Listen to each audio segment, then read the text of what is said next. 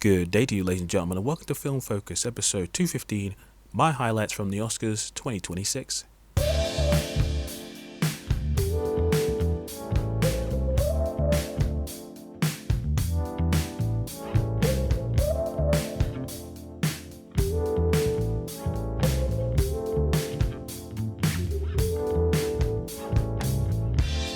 Well, hello there, ladies and gentlemen of the North, South, East, and West, and welcome to another episode of Film Focus.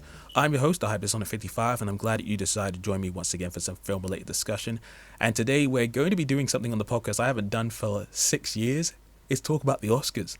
Now, I know depending on who you talk to, the Oscars is either a important show to highlight the best of the best when it comes to the films that showed up the year before, or it's a annoying little show that does the same thing time and time again, doesn't really highlight what's out there, and it's just a show for people who are in the industry to shake hands and be buddy-buddy with each other. For me, I find myself in between those two, where I recognize the importance of the Oscars and I do like to see certain films highlighted for their quality, but at the same time, it does get a little discouraging seeing certain types of films that are either snubbed or certain ones that end up winning, and you're just like, come on, man, could you not pick anything else? But I felt there was an interesting mix of films this year that warranted at least my attention when it came to certain categories. So I ended up watching the show on ITV because being in the UK, I don't have like proper access to ABC's live stream or whatever. So I've watched the Oscars a number of times in the past, and some of the shows felt nice and some of them felt absurdly long. But I think with Jonathan Ross and his little panel of people, it helped make the show feel not as long. Plus, we don't have to deal with all the weird adverts in between, because watching the Oscars live from America or even Canada when I was staying over there at certain points, I'm like, mate, it feels like an eternity. Please stop. But anyway, point is, the show definitely didn't feel too long. I think the only thing that longed the show out was some of the jokes in between. And, you know, it's a tradition at this point. There are little comedy bits in between, and some of them were okay and some of them were horrendous. A lot of it was just dead air. And as someone who's fickle when it comes to humor, some of it I was just like, mate, please, speed up, speed up. There were some decent bits here and there, like some of the comments from the Bridesmaids cast was fun. Certain moments with Conan O'Brien, especially with him and Sterling K. Brown, or the bit towards the end that had a reference to One Battle After Another was good. And yeah, with a number of these categories, some of it you could tell we knew what was going to win, but there were other areas where it was a pretty tight race. So as you saw from the title of this episode, I'm going to be doing my highlights of the Oscars, so there'll definitely be certain areas where I'm not talking about certain categories just because they don't resonate with me as much. But yeah, without further ado, let's jump in. So firstly, I just wanted to highlight the performances from last night.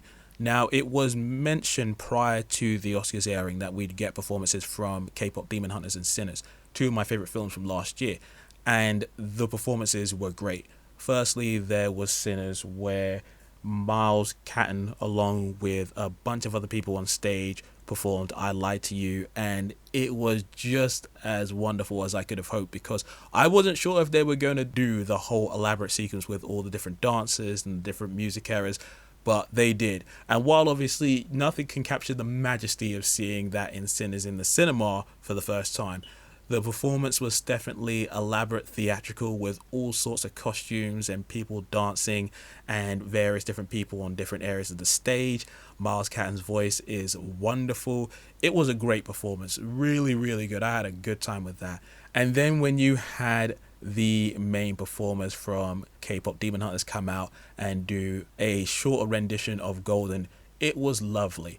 I loved all the costumes that the people on stage were in. There was people coming on and off the stage, a lovely set of lights, and the vocals from the three main singers were still on point. It was lovely. I know Golden now has become one of those sort of songs, much like Frozen back in 2013, that just exploded and was everywhere for the longest time. While I wouldn't say Golden is as sickening as Let It Go was way back when, I definitely have started to notice that, along with K-pop Demon Hunters as well, just sort of stretching beyond the reach of anything, and it's just everywhere now. So I'm trying to do my best to keep my love for that film intact by, keeping myself away from the overabundance of K-pop madness. But yeah, it was a really good time. The performances were spot on. And speaking of K-pop Demon Hunters, let's just talk about its two major wins, because honestly, they were a shoe-in for those departments. Now, with Best Animated Feature, yeah, no offense to Arco, which I haven't seen yet. I'm actually going to see that in a few days. Elio, I liked, but it definitely wasn't one of Pixar's strongest efforts. And Little Amelie, or the character of Rain, unfortunately, I don't know where I'm going to get around to seeing that. So that film, unfortunately, just was so far off the radar of a lot of people. And Zootopia 2, I enjoyed, but again, it's like, compared to K-pop Demon Hunters, it wasn't even close. Sony Pictures Animation continued to do incredible things, and the simplicity yet depth of K-pop Demon Hunters cannot be overstated. Plus, it just had banging music as well. So with that film winning, I was happy with that, and the acceptance speech was wonderful. So, you know, hats off to them. And with Golden winning Best Original Song, again, not unexpected, but well deserved, because it is a banger and an earworm of a song. So yeah, good times. Alright, and now it's time to talk about certain categories which were a little bit more of a foregone conclusion beyond K-pop Demon Hunters. So firstly, you have costume design, production design, and makeup and hairstyling, which all went to Frankenstein.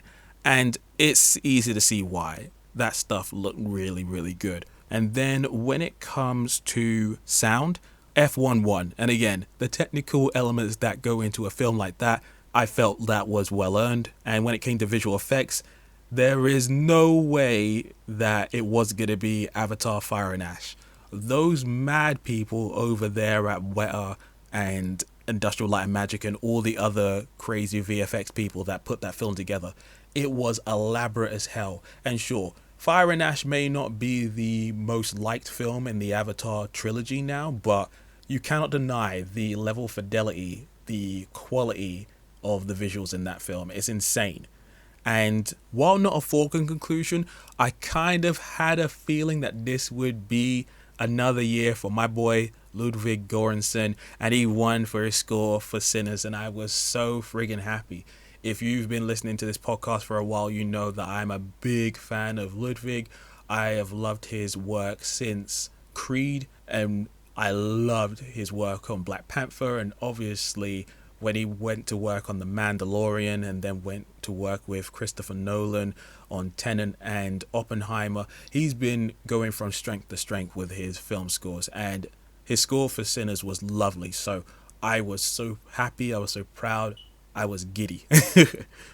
I was also super happy with the casting category going to One Battle After Another.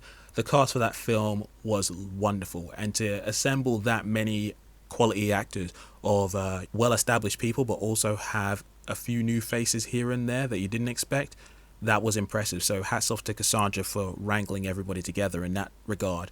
And then the cinematography, I was very sort of half and half about this, but the fact that Sinners got it, I was so chuffed. And again, shout out to Autumn Dorald Akapau. I hope I'm saying her name correctly. Sinners was a lovely looking movie, especially during the night sequences, so I was chuffed with that win. Alright, now it's time to talk about Best Actress in a Supporting Role, which went to Amy Madigan from Weapons. And yeah, that is a fair win. She was incredible in that film. And while I was hoping that Wunmi Mosaku would have gone and gotten it, again, Amy did an incredible job in Weapons for the role that she had. And if you've seen that film, you saw how much she committed to that role. So yeah, well done to her. And when it comes to actress in a leading role, unfortunately I haven't seen any of these films, so I can't really speak to the quality of any of these performances, but Jessie Buckley, I've seen her in other stuff and she's really good, and her speech was lovely. So yeah, hats off to her. And when it comes to actor in a supporting role, man, my fingers were crossed so hard for Delroy Lindo because his performance moved me in Sinners. But I also really like Benicio del Toro in One Battle After Another. But at the end of the day, I feel like it was almost a lock-in for Sean Penn. So yeah, the fact that he won, I wasn't surprised. And then you've got actor in a leading role. Now, this was where things were going to be really, really close. Because, again, I loved Michael B. Jordan in Sinners. Timothée Chalamet, despite his recent comments, he was damn good in Marty Supreme. Leonardo DiCaprio was reliably good in One Battle After Another. Blue Moon, unfortunately, I didn't see, so I can't speak to it. But I have heard that Ethan Hawke was really good in it. And then you have Wagner Moura, who was in The Secret Agent, which, again, haven't seen but heard great things about him. But for me, I think it was pretty much a close race between Michael and Timothy, but the fact that it went to Michael B. Jordan, oh my god. The feeling of joy was immense. I've been following Michael B. Jordan as an actor for years, mostly from Fruitvale Station onwards, and man, he has been putting in the work, and his work in Sinners cannot be understated. He was incredible. Again, he had to do double time playing two distinctive characters on screen at the same time, obviously with some visual effects wizardry involved, but he's been one of my favorites for ages, and his speech was super well done. You can see that he cares, you can see that he recognizes his talent, but also recognizes the quality of the people who have supported him, not only from his fans, but his co-workers, the other people in the industry. So yeah, hats off to him, man. I was super chuffed. And I was super happy as well that Ryan Coogler got Best Original Screenplay, because again, Sinners was a very unique film, and the fact that Ryan was able to come up with that and tell his story and put it into film, I was beyond elated. And Best Adapted Screenplay for One Battle After Another, understandable. And then when it went to One Battle After Another to win Best Picture, again, not a surprise. I feel like it was a pretty tight race between that, Sinners, and Marty Supreme. But One Battle After Another, again, an incredible movie, such a well-crafted film, and a film that did not feel very long at all, despite the runtime. And again, I feel that's why the film also won Best Editing as well. So yeah, in conclusion, I enjoyed the Oscars and I enjoyed the winners of the awards as well. While some of the categories, again, were a foregone conclusion, some of them were kind of up in the air and some of them were a pretty tight race. So I feel like it was a tricky year for a lot of the people in some of the more notable categories. While I would have liked to have seen Sinners win a few awards in a couple other categories, I do feel like everybody who won was deserving of the awards that they got.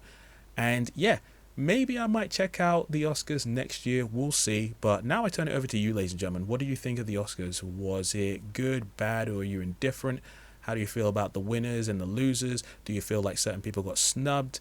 Please let me know in the comment section below. So when it comes to this podcast, we can be found all over the place. Just look up Film Focus and you should be able to find us, whether it's on YouTube, SoundCloud, Spotify, or any of those other places. We are available. And if you just wanted to get in contact with me, or just find us on various socials, Film Focus is available on Instagram, the place formerly known as Twitter, and TikTok as well. And if you just wanted to find me, I'm at Hypersonic55 at various different places.